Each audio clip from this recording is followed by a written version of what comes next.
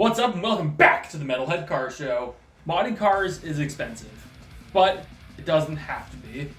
There's a pile of things you can do to your car for low dollar that'll have a huge effect on how you feel about it, how it looks, and maybe even how it drives. So today let's look at 5 mods you can do to your car for under $100. One disclaimer I'll say, not all these mods will be for everyone. It's not going to be for everyone's taste, and some of these mods won't be for every single car out there, so it's what it is. Let's get right into it. First off, a shift knob. Now, if you have a manual car, it kind of makes sense to spend a little bit of money on something kind of nice. And for shift knobs, you really don't need to spend that much money. My dad has an '01 Mustang GT, which if you've been following the Metalhead Car Show, you've seen this car at least once or twice. And he has a Steeda shift knob, which really didn't cost that much. And he used it for track use for more grip. And actually it had a huge benefit and he really likes it. I have a all carbon fiber shift knob on my Ford Focus. It's the only real piece of carbon fiber on it. We'll get into that in a minute. And I absolutely love it. I'm not going to say it changed how the car drove or really had any sort of notable impact, but I just like how it feels. And I love how it looks. Next up, interior trim.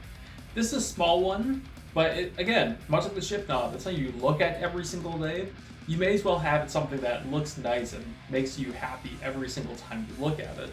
Now, likely you're going to be going all plastic, and each piece you get is probably going to run you $15 to $80 at the most. And I would argue it has a huge impact towards how it looks in the interior. Now, with my car, I went with all carbon fiber, and I haven't really got much hate for it, but I have heard some people say go with fake carbon fibers is super lame or cheap. But the reality is, when I was doing it, the car was probably valued at like $1,500. So why would I go put $1,000 to $1,500 in real carbon fiber in a car that who knows how long I'm actually gonna have? That doesn't make sense.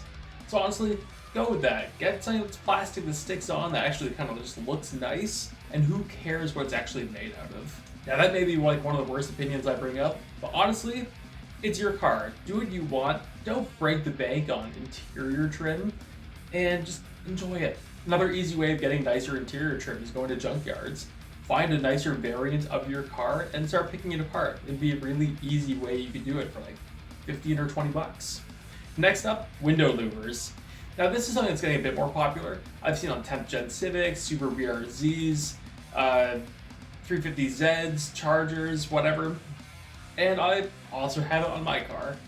I think it's kind of a really cool, inexpensive way to really change how the exterior looks and really give it a bit more aggression. And honestly, it doesn't really affect your visibility that much either. You can still see out of it, you can still get some light out of it. The only downside is, in Canada, it'll get crammed full of snow every now and then, but honestly, it's not a huge deal. And I think when I bought mine, they cost like $65. So right in the budget. Next up, chin spoilers. Now this isn't supposed to be a huge deal of performance or handling benefit to your car, but it's just that little extra something that actually does a lot of heavy lifting on the front of your car. Kind of great example of this is the Mustang Mach 1. If you look at the front end, it has this nice little 1 or 2 inch chin spoiler at the front of it, which actually does a lot of heavy lifting on that car, and if or when I ever buy one of those cars, that's the first thing I'm doing to that front end. Last up, HID headlights. Now, this is something that kind of ranges in price, and it's not going to be for everyone. It's not going to fit on every single car. A lot of newer cars are coming with headlights that are better or equal to HID headlights. So it's not going to be for everyone, and it's not going to work on every single car.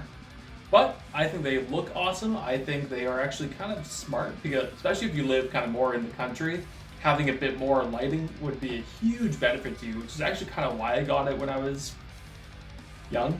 And I always found the kind of whitish blue glow as you go down the street really cool. So that's 5 mods you can do to your car for less than $100.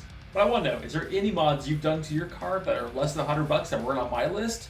And would you buy any of the things on this list for your car? Let me know in the comments. Thank you all so much for watching. Like and subscribe if you enjoyed what you've seen. I post on Wednesday, Friday, and Sunday, and I'll see you later.